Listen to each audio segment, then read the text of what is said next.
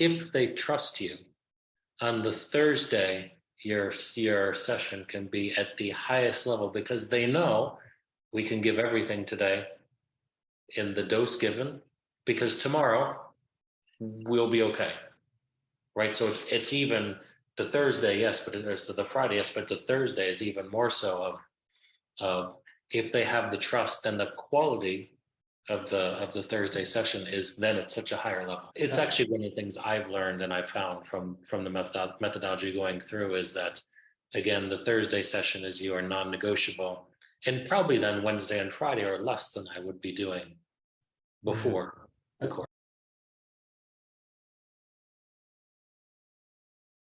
Currently have 3 players from Scandinavia. Quite challenging. 3 Argentinians, Paraguayan, Colombian, and then many Americans. So yeah,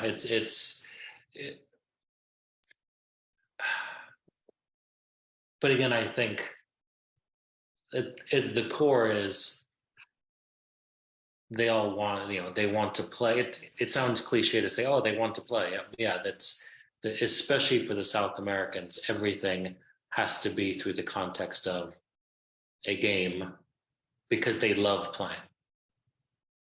Right. I think that goes back to the emotional part. That goes back to the emotional piece. And, I think it's interesting sometimes when you see why a more Germanic, Northern European type coach can struggle with those types of players. I think I played in Germany, and having played in Germany at times, there's very little emotion at times, emotional interaction between the coach and players in Germany.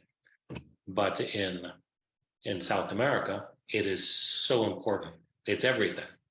It's everything, right? To have that emotional understanding and also the love of playing. Again, it's funny. I feel like it sounds very cliched to say that, but again, if we understand athletes, footballers as humans first, then I think it's a big challenge that I found I have to within myself be more emotional as a person as I interact with these players. That's made me a better practitioner, I think.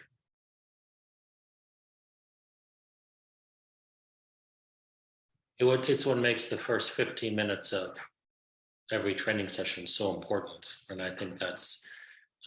And normally I'll do about half of the warm-up sessions here. I think what happens in the first 20 minutes of training sessions really helps drive what happens the rest of the training session, right? And so it's funny. I had a friend of mine that worked for what's his name, Roberto Martinez, right? He's now Portuguese coach, isn't he?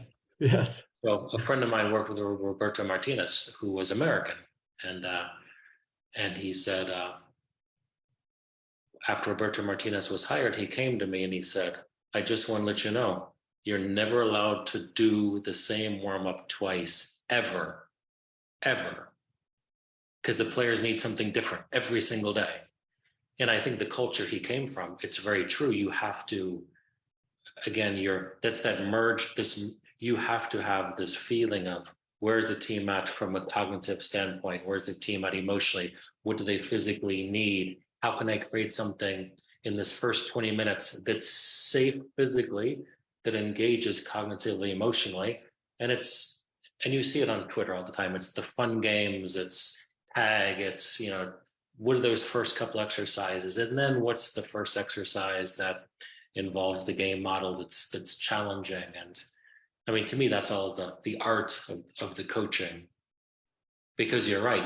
What you don't want is the case of I just shut down and I get through practice. And I only have to work 2, 3, 4 different moments over the training session. Other than that, I'm not cognitively engaged. That's the art of coaching in so many ways, isn't it? back also to the culture side too. And I know, let's say an American player, his mentality first is always, I'm going to run first and I'm going to think after that.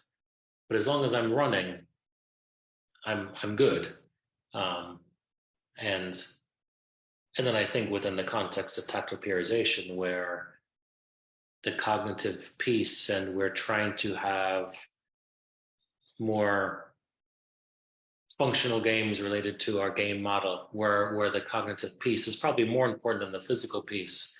But as an American athlete, and I say athlete, not footballer, athlete, they're ready to run first. And so now if you're giving them a lot of direction and not asking them to run a lot, that's taking time for them to adjust to that.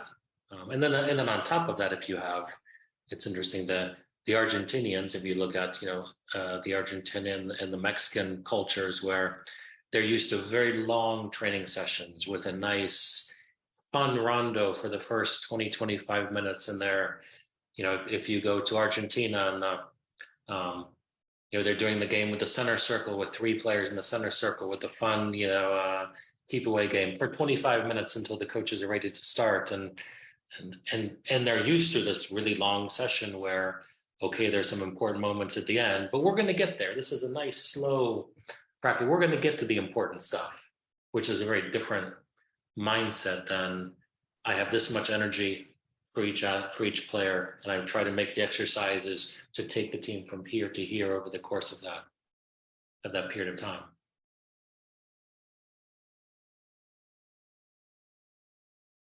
And it's interesting. I mean, I think that's where my NBA experience was very interesting, because the NBA, every player has something after practice that he wants to do to help with his game. So it's important to manage. And then I think you really have to assess what is the load of that. And if the load is low, but it's really more for the psychological, then I think you always try to work with the player to make it a manageable load, understanding that psychologically the player really.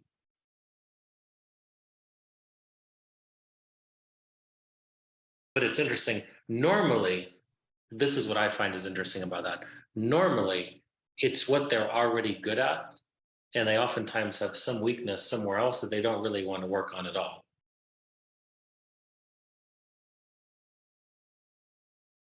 It's a very, let's say it's a very technical, slow player, let's say, and they like to do lots of passing and receiving and passing and receiving and passing and receiving, passing and tight little passing exercises. But they're already good at that. They're very good at that. And maybe they're doing that again to feel psychologically safe. And